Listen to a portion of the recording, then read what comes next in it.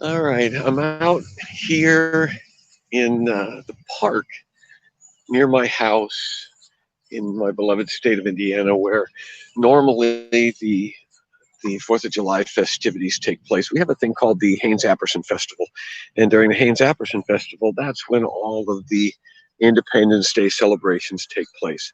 Um, I just wanted to capture what it looks like today on the 4th of July in the park, where normally the entire city turns out to celebrate the 4th. It's barren. See that? There's nothing going on. And the reason there's nothing going on is because we have a pandemic on Earth, which is the planet that I live on. And so, in order to keep people safe, we have shut down the Haynes-Apperson Festival. We're not having it this year. What that means is that the park, which is normally bustling with activity, let me show you again, is full of me. That's really it. I'm the only one here in the park. And I was thinking about that today, on the 4th of July, on Independence Day, and it occurred to me that normally, if the park was full as it normally is of our regular Independence Day activities, I'm not sure that we would be any safer than we are today. Because I was thinking about, what do we normally do during Independence Day, during this celebration, the Haynes-Apperson Festival?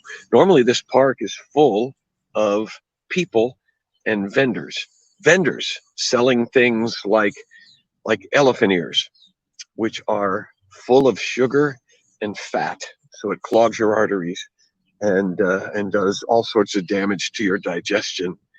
Polish sausage, which is full of fat and spices, and uh, and funnel cakes, which are basically elephant ears that you run through a funnel. Uh, we have tacos. We have. I'm trying to go down the list of fair food, and as I recall, I've been celebrating the 4th of July at the Haynes-Apperson Festival. Again, here it is, for many years.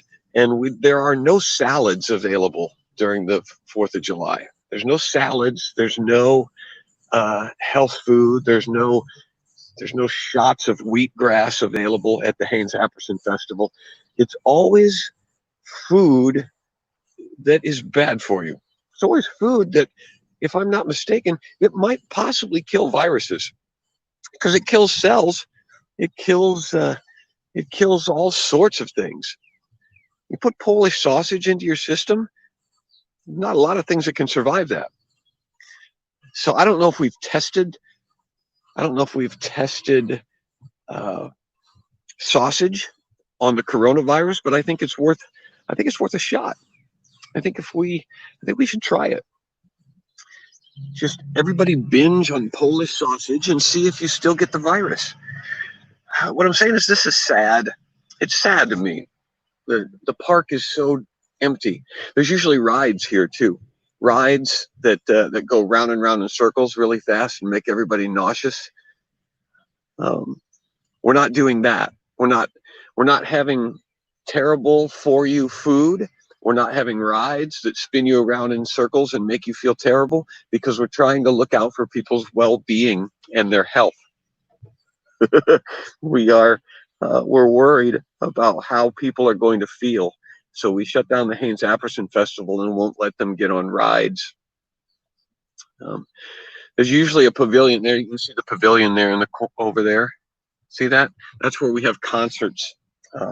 And the music is usually loud enough that I can hear it from my house several blocks away.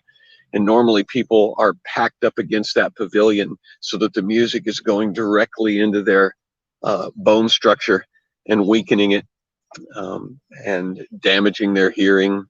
But we can't do any of that stuff because we are shut down for the safety and well-being of everybody in the city. So we can't eat junk food like we normally eat, and we can't blast ourselves with music that's too loud, and we can't spin ourselves in circles and make ourselves sick, um, because the coronavirus could harm us. So, so what we've basically chosen to do here this year is we have forfeited all of the things that we normally do that are detrimental to our health in order to protect ourselves from this virus, which is detrimental to our health. And I wonder if this is going to be is this going to be the way it is for the rest of our lives? Are we going to put the coronavirus at the top of things that could harm us, and then not do any of the other things that we normally do that harm us, that are a lot more fun? Because if I have to make a choice between uh, going to the fair and eating an elephant ear, which will kill me, or staying home under lock and key, because I might catch a virus which will kill me, I'm going to pick the elephant ear every time. I mean, elephant ears are good. They're delicious, and riding rides is fun, and listening to music is fun. But we're not doing any of those things that are bad for us, because the virus is also bad for us. Um, Makes me sad. But just wanted to jump online and find out how your 4th of July is going. What's going on with you?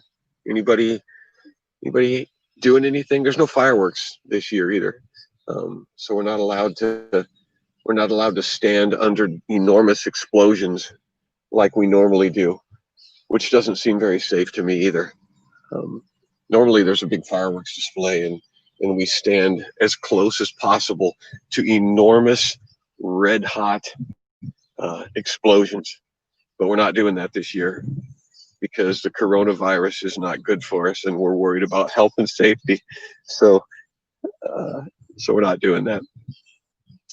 And I suppose that if the coronavirus shuts down our lives, then that is good for us, because normally the 4th of July is just one dreadfully dangerous event after another. You know, we play with sparklers. We literally hold flaming chemicals in our hands and run around the yard with them. And then when we're done with them, we throw those wires into the grass and then hit them with our lawnmowers for the rest of the year. So the practice of the 4th of July, Independence Day, is probably the most dangerous thing. It's probably the most dangerous. It's more dangerous to celebrate the 4th of July than it was to actually fight in the war for independence. You know, because muskets and cannons were not as accurate back then as they are now. So my guess is you were probably safer on the battlefield fighting against the British than you are in your backyard holding a sparkler. But we're not doing any of that this year because it's just too risky. So all of this is shut down. The whole park. Look, I'm the only one in the park. Only one in the park, except for some people walking their dogs, and there's some ducks over there that don't seem to care. Ducks swimming in the creek, which is full of pollution. So I'm walking right next to it. I'm walking right next to a polluted creek, lamenting the fact that we can't have the Haynes-Apperson Festival because I could get a coronavirus. I don't think the coronavirus could survive in that creek. And we have the festival right next to it. We set up elephant ear stands and pizza shops right next to the creek, which is probably the most toxic source of water in the entire county. But we're not doing that this year because it's coronavirus, and you know, somebody could get sick. Somebody could get sick standing next to the creek. I could get sick just mentioning the creek. That's how dangerous the creek is. Right next to the park over there where we have the Haynes-Apperson Festival. But we're not doing that this year because it's too dangerous. Somebody could get sick. So we're shutting down the festival, where year after year after year people do get hurt, but they keep coming out anyway. You know, we've got every year we've got people that get damaged with fireworks, but does that slow down the sale of fireworks? It does not. It does not.